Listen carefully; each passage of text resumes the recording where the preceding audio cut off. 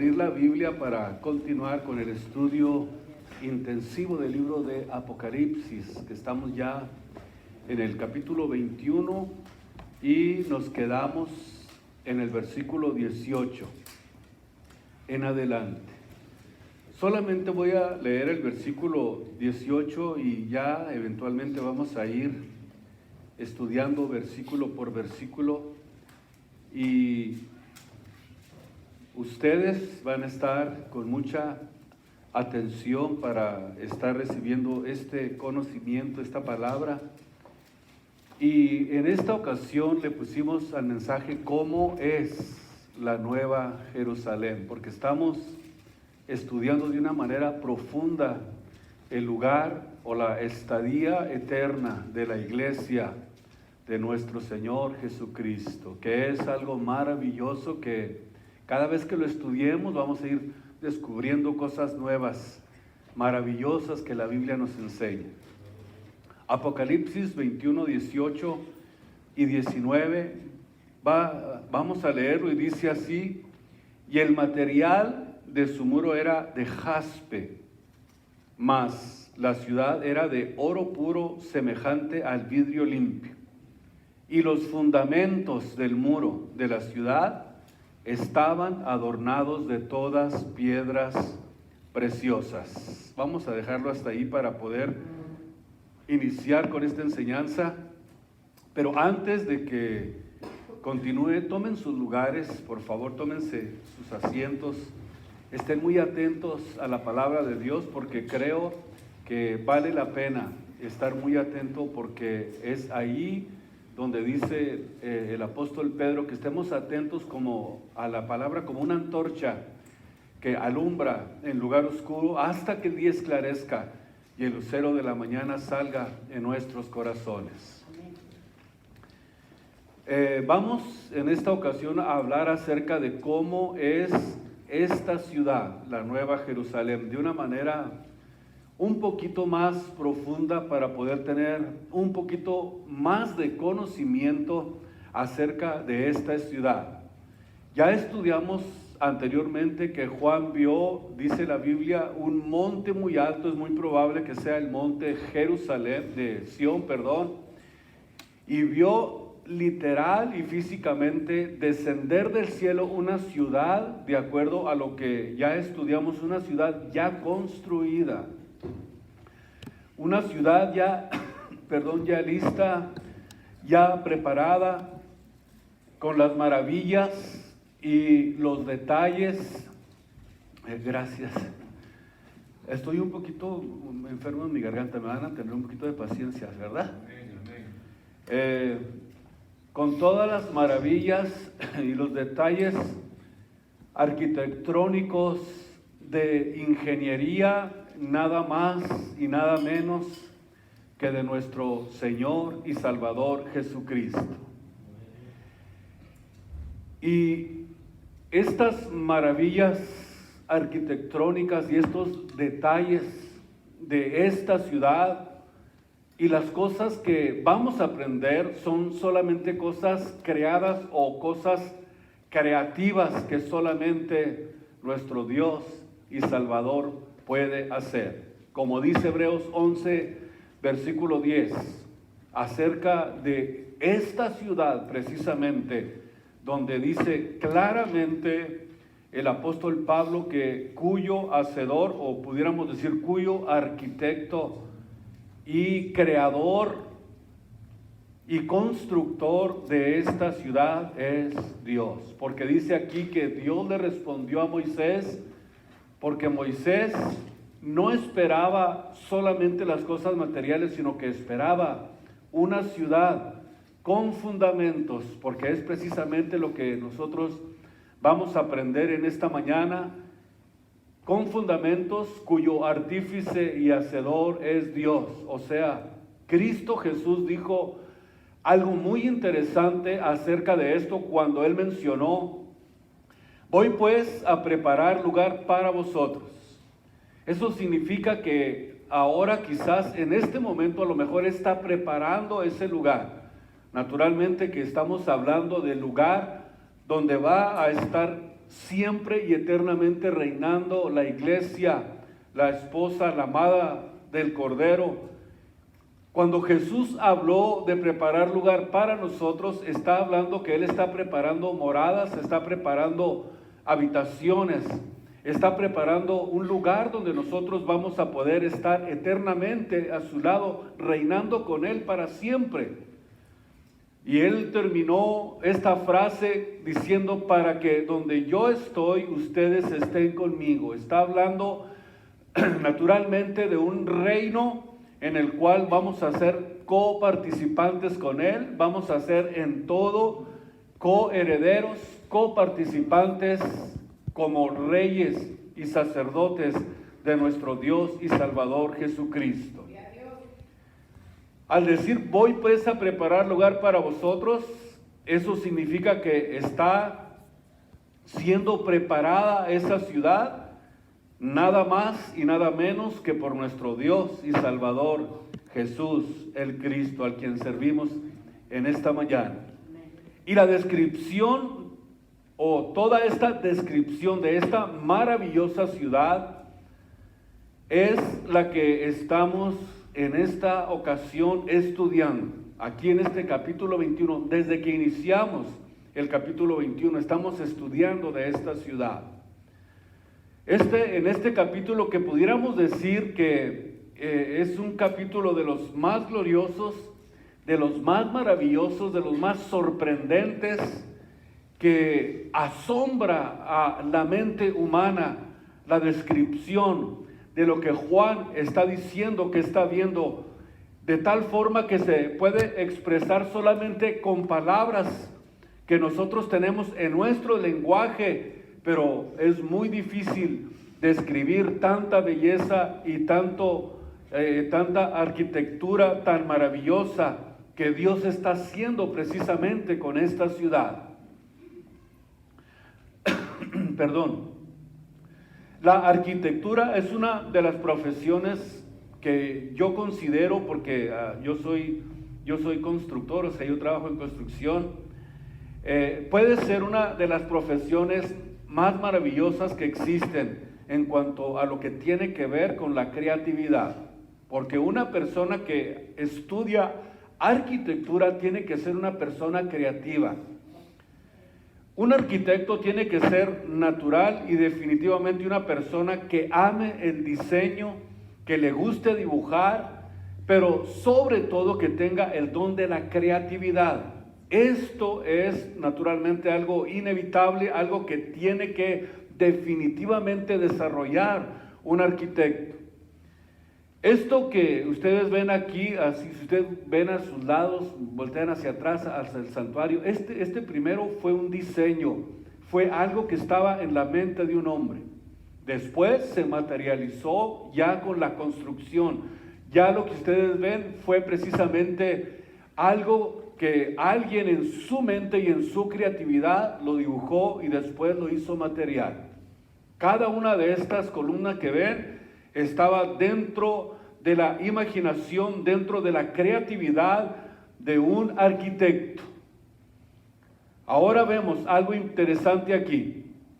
Cuando la Biblia habla y nos enseña acerca de la creación, dice la Biblia que cuando veo los cielos, dijo el salmista, la luna y las estrellas que tú formaste, nos damos cuenta que esa creación fue diseñada por Dios, pero sin embargo hay una creatividad dentro de esa creación que pudiéramos decir que cuentan la gloria de Dios. De acuerdo a lo que el salmista expresa acerca de lo que es la creación, un diseño espectacular, maravilloso, que Dios lo llevó a cabo cuando crió los cielos y la tierra. Podemos ver aquí en esta creación un diseño perfecto. Podemos entonces a través de esta creación ver la inteligencia y la creatividad de nuestro Creador. Y si ese Creador, y si ese diseñador, y si ese Dios que crió todos los cielos y la tierra está dentro de nosotros, Y si es como la Biblia lo dice, que fuimos creados, cada uno de nosotros, a imagen y semejanza de ese Dios creador, forzosamente nosotros como hijos de Dios tenemos que ser creativos. Si es que tenemos esa naturaleza de un Dios creador, de un Dios que diseñó los cielos, que crió la tierra, que nos crió a su imagen y a su semejanza, si ese Dios es el que habita, el que vive, el que está dentro del corazón del hombre, eso significa entonces que Dios nos crió con capacidades superiores, mucho más allá de lo que nosotros vemos, de lo que palpamos, de lo que sentimos, porque ese Dios es un Dios que está dentro de cada uno de aquellos que ha llamado para su gloria y para su honra, y eso significa que nos convirtió en seres creativos.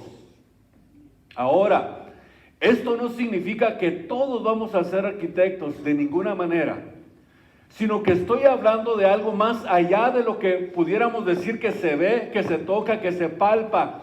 Estamos hablando de algo que supera todo lo que nosotros vemos y palpamos, para poder nosotros tener una creatividad, para poder tener nosotros, dentro de nosotros, la capacidad de entrar a una dimensión espiritual donde comenzamos a descubrir las riquezas espirituales que hay en Dios por el conocimiento y la práctica de la Biblia, de la palabra de Dios, y eso a nosotros nos convierte en seres que pudiéramos decir que vemos más allá de lo que palpamos y de lo que tocamos. Esta es la razón por la que nosotros podemos creer que realmente existe una ciudad que se llama la Nueva Jerusalén, porque Dios nos capacitó para poder visualizar, para poder entender, para poder ser guiados por la palabra de Dios y comenzar a creer que todas las promesas son parte de lo que Dios quiere que nosotros como hijos de Dios aprendamos a descubrir. En otras palabras, no es algo fantasioso hablar de una ciudad que Dios está preparando, que Dios está criando en el reino de los cielos, para que descienda del cielo de Dios a los cielos nuevos y a la tierra nueva que Dios va a crear después del milenio, cuando Él establezca su reino eterno sobre esos cielos nuevos y esa tierra nueva. Ahí es precisamente donde está la estadía eterna de todos aquellos que han creído realmente en Jesucristo, porque estaremos eternamente al lado de nuestro Dios y Salvador Jesucristo. A Él sea la gloria y la honra en esta preciosa mañana. Perdón. ¿Cómo puede ser que nosotros como hijos de Dios podamos desarrollar ese tipo de creatividad? Es como un pintor, un escultor. Primero pasa por la mente de la creatividad, pero la mente maestra de esta creatividad, de lo que estamos hablando, es precisamente el Creador, el hacedor de todas las cosas. Y Él nos describe en este capítulo con un lenguaje, pudiéramos decir, demasiado limitado, lo que va a ser esa ciudad, la Nueva Jerusalén. Digo con un lenguaje limitado porque solamente utiliza todas las perlas, todos los materiales más bellos, más preciosos y más caros que contiene la tierra. Imagínense ustedes el lenguaje tan pobre que se puede utilizar para tratar de describir la maravilla que tiene esa ciudad. En estos primeros dos versículos, versículos 18 y 19, dice que el material de su muro era de jaspe, mas la ciudad era de oro puro, semejante al vidrio limpio. ¿Por qué digo que utilizamos un lenguaje limitado? Porque nosotros no conocemos oro que parezca vidrio. ¿Ustedes conocen oro que sea transparente? No. Imagínense ustedes todo este piso con las piedras más preciosas, de acuerdo a como lo está describiendo Juan, comienza a describir, inspirado por el Espíritu Santo, de acuerdo al verso 14, que la ciudad tenía 12 fundamentos. Cuando habla de una ciudad con 12 fundamentos que mide 2,400 kilómetros cuadrados, porque su longitud, su altura y su anchura son iguales, de acuerdo a lo que dice en este versículo. Entonces, esto significa que es muy posible que si esta ciudad tiene 12 fundamentos, es muy posible que se trate de una ciudad que es posible que tenga diferentes pisos o etapas. Y voy a tratar de explicarlo. Si ustedes, por ejemplo, vieran un solo fundamento como aquí, un edificio como este, que midiera 2,400 de altura, 2,400 de longitud y 2,400 kilómetros de anchura, piensen por un momento, ¿de qué me serviría tener un cuadro tan grande si estoy desperdiciando interiormente todo lo que hay dentro de ese cuadro? Si ustedes fueran o son arquitectos, entenderían, pues sí, efectivamente, ¿de qué sirve tener un cuadro altote, bien hechecito, pero sin aprovechar lo que hay dentro, o sea, sin aprovechar el espacio que hay dentro? Notamos entonces que la Biblia habla de 12 fundamentos, y cada uno de estos fundamentos los describe como una piedra preciosa. Eso significa que no está hablando simplemente de un fundamento, sino que está hablando de 12 fundamentos que constituyen esta ciudad a la que nosotros en algún momento vamos a llegar a conocer. Yo puedo conjeturar de acuerdo a la Biblia, porque yo hasta ahorita no he escuchado una enseñanza que diga que es una ciudad que tiene 12 fundamentos. Pero yo puedo conjeturar que si fuera así, entonces desaprovecharíamos el espacio que hay dentro de lo que está describiendo el apóstol Juan, y así cada piso lo describe como cada una de las 12 piedras preciosas de las que están formadas estos fundamentos. Vamos a verlo un poquito más adelante. Dice que cada fundamento es una piedra preciosa, y en cada uno de estos fundamentos están cada uno de los nombres de cada uno de los 12 apóstoles. De acuerdo al versículo 17, este muro mide 44 codos, o sea, 62 metros. Y la pregunta es, ¿cuándo hemos visto algo así, una piedra tan cara, tan maravillosa, de esa magnitud? ¿Dónde podemos verlas? En ningún lugar. Por eso el lenguaje que se está utilizando en la Biblia para tratar de entender lo que es esta ciudad es un lenguaje muy limitado, porque no tenemos ni la mentalidad ni la capacidad para imaginarnos piedras preciosas tan grandes y tan maravillosas como esas. Ahora, esto sería algo costosísimo, pudiéramos decir que es algo incalculable, de acuerdo a lo que vemos aquí en el versículo 18, que dice que la ciudad era de oro puro, semejante al vidrio limpio. O sea, que a diferencia del oro de la tierra, este oro, de acuerdo a lo que dice Juan, es un oro transparente, porque la luz radiante de la gloria de Dios lo traspasa a lo largo y a lo ancho de los cielos y de la tierra nueva. Vean ustedes el fulgor tan impresionante y tan maravilloso que va a tener esta ciudad, porque la gloria de Dios está en medio de esa ciudad. Están los glorificados, los redimidos por la sangre de nuestro Señor Jesucristo, de tal manera que la Biblia dice que ya no va a necesitar sol, porque allí está la gloria de Dios que lo ilumina absolutamente todo. O sea que no hay actualmente en el mundo oro que se parezca al vidrio. Y vemos aquí una ciudad hecha de oro transparente, como cristales de oro que no existen en el mundo en el que nosotros vivimos. Ahora, De acuerdo a lo que encontramos aquí, en el versículo 19 dice que los fundamentos del muro, escuchen ustedes que está hablando de una forma plural, los fundamentos del muro de la ciudad estaban adornados de toda piedra preciosa. El primer fundamento, dijo, es jaspe. Jaspe es una pequeña piedra preciosa y de color verde reflejante y transparente. Dice aquí en este versículo que cada uno de los fundamentos están adornados o estaban adornados.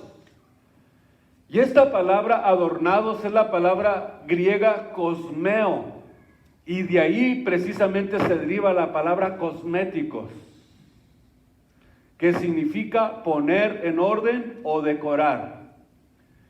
O sea que cuando las mujeres usan cosméticos, están poniendo orden en su cara.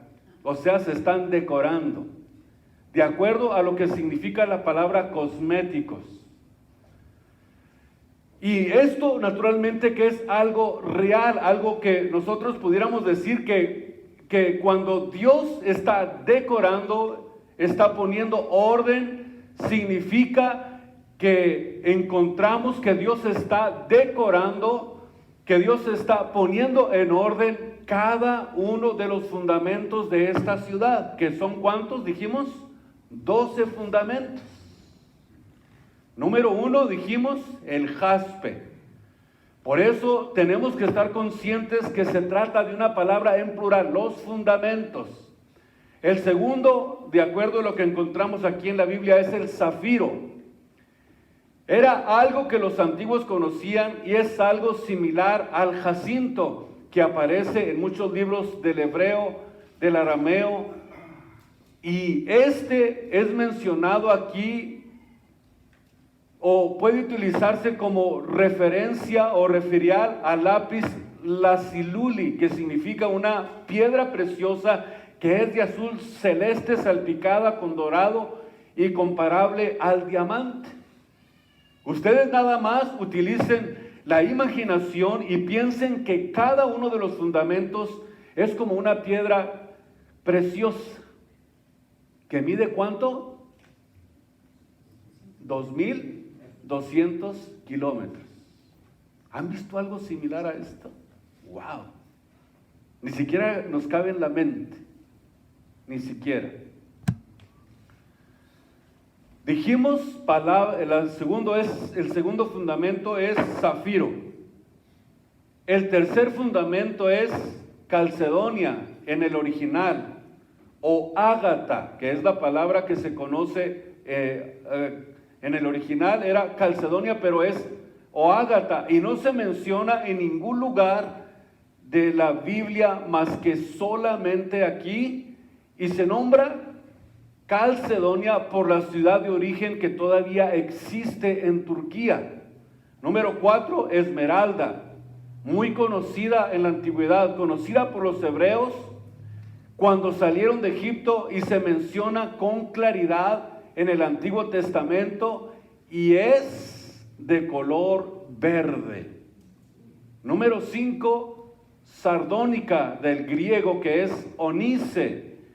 Y es una palabra compuesta del sardio y el onice. Por eso es que esto significa que es del griego, que significa blanco, y que es una piedra de color blanco con vetas o capas paralelas de rojo, y aparece más de 10 veces en el Antiguo Testamento. Por eso es que ahora entendemos la razón por la que cada una de estas piedras puede significar algo muy importante, que nosotros, utilizando nuestra imaginación y nuestro entendimiento, podemos quizás un poquito, muy mediocremente a lo mejor, imaginarnos cómo será esto. Número 5 es sardónica o eonice, que es precisamente la palabra que explicaba que es del griego.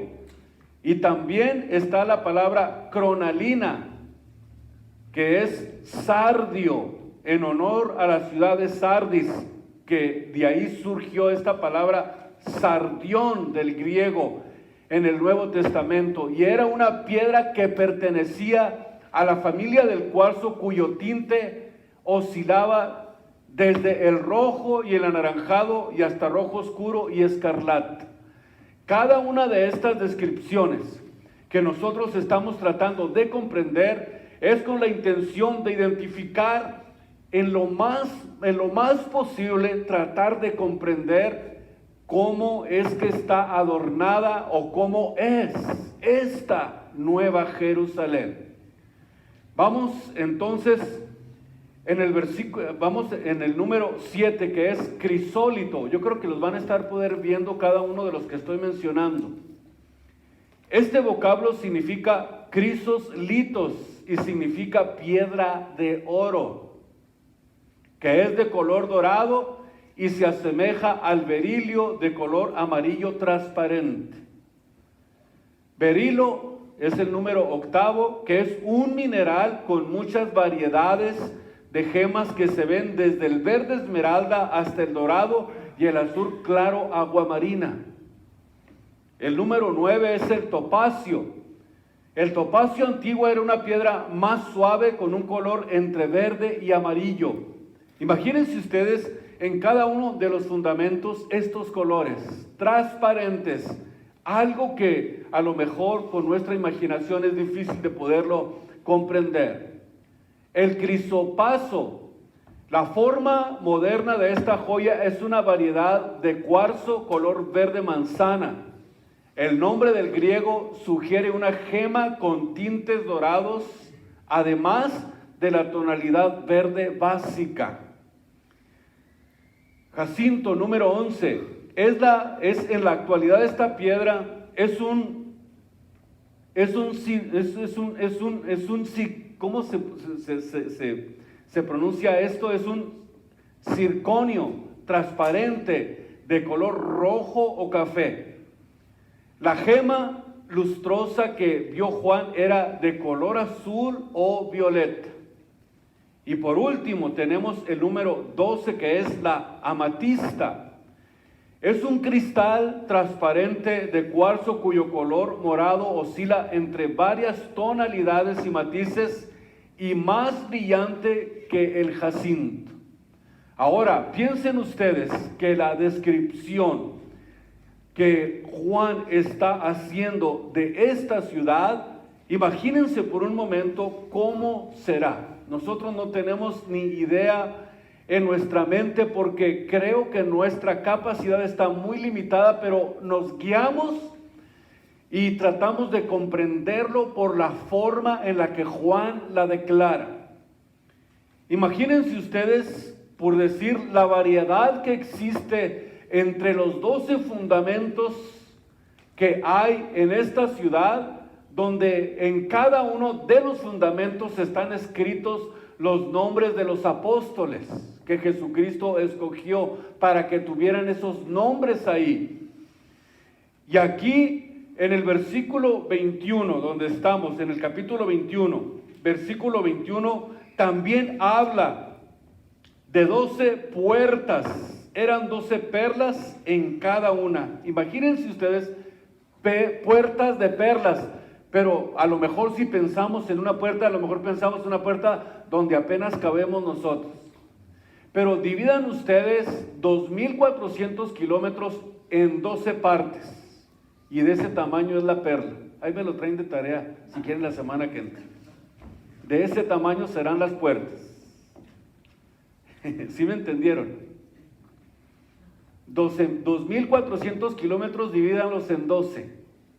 Y esa va a ser más o menos, pienso yo, el tamaño de cada una de las puertas. ¿Ya lo tienen el resultado? Bueno, se los dejo de tarea. Y la plaza de la ciudad era de oro puro, vidrio transparente. O sea, que cada una de las puertas de la ciudad, dice, es una perla. Y por eso les mencionaba, si la altura de la ciudad son 2.400 kilómetros y hay 12 pisos, Piensen por un momento de qué tamaño serán estas perlas.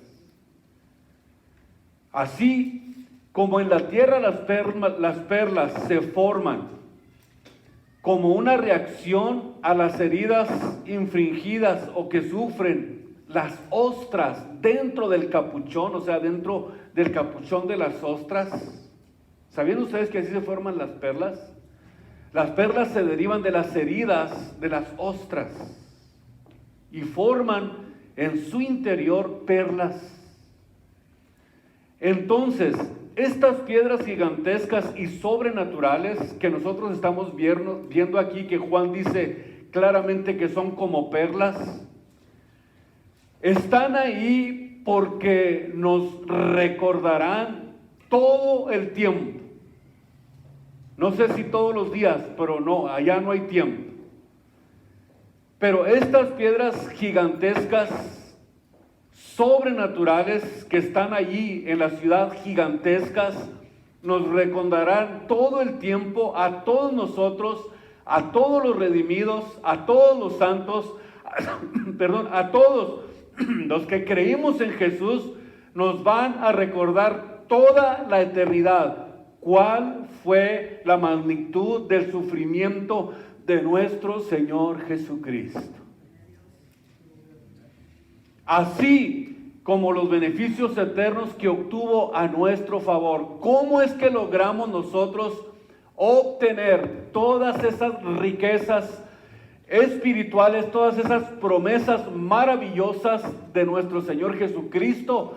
Fue precisamente porque a través del derramamiento de sangre de las heridas, que Cristo sufrió en la cruz del Calvario, fue que pudimos nosotros enriquecer todo el ambiente que nos rodeará a nosotros en el reino de los cielos. La sangre derramada por Jesús hizo posible que exista una maravilla de creación, donde al ver esas perlas nos vamos a recordar que son precisamente el fruto de las heridas que Jesucristo sufrió en la cruz del Calvario, y como resultado estamos viendo una ciudad increíble, maravillosa, indescriptible a la mentalidad y a la capacidad humana. Veamos cómo describe Jesucristo este acto del que estamos hablando en el libro de Mateo, capítulo 13, versículos 45 y 46, cuando Jesucristo estaba hablando precisamente acerca de lo que es el reino de los cielos. Es muy importante que notemos que Jesús aquí estaba hablando de lo que es, escúchenme ustedes, el reino de los cielos. Mateo capítulo 13, versículo 45. Donde el Señor Jesucristo dijo: también el reino de los cielos es semejante al hombre tratante o comerciante que busca buenas perlas.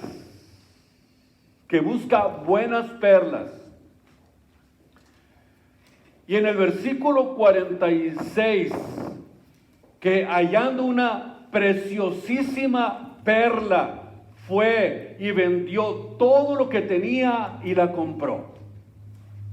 Escuchen ustedes, Jesús aquí está hablando del reino de los cielos. Aquí se nos compara en el reino de los cielos como una perla.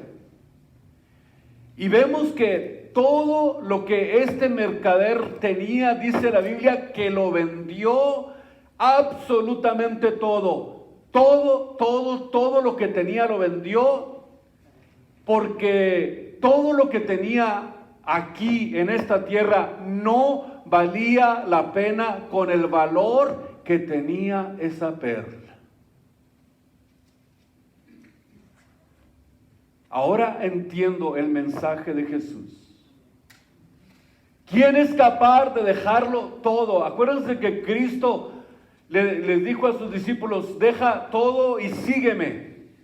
Y la pregunta es: ¿qué valor tiene lo que tienes aquí comparado con lo que Cristo está ofreciendo para que nosotros disfrutemos eternamente en el reino de los cielos.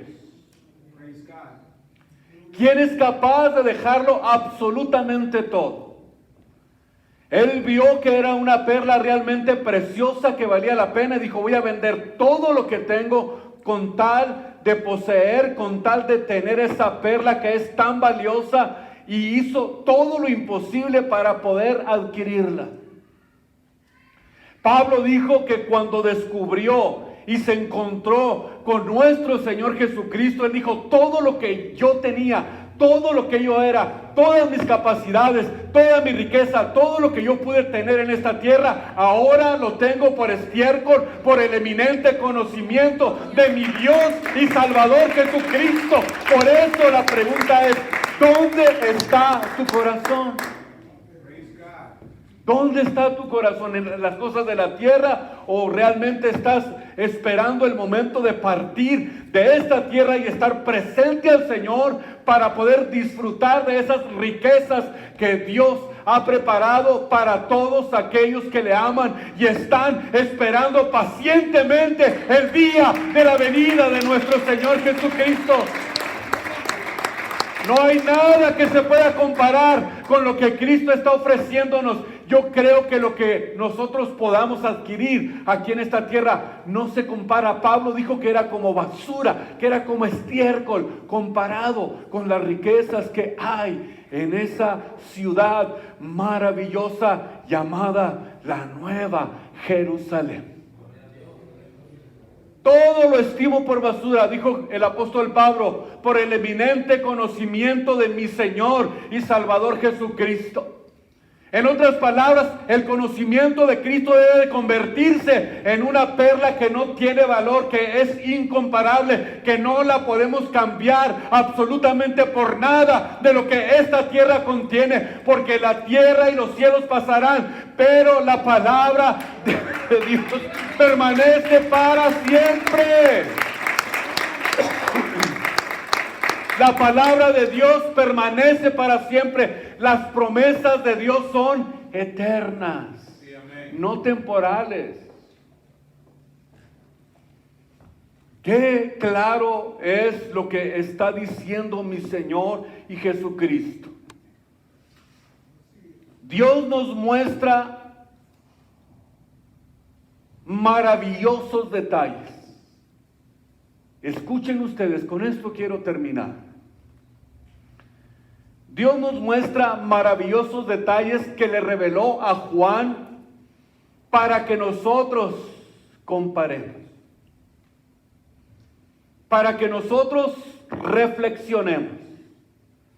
¿Valdrá la pena dejar de asistir a exaltar a Dios, a glorificar a Dios, a adorarle, a servirle por algo que me pueda dar este mundo?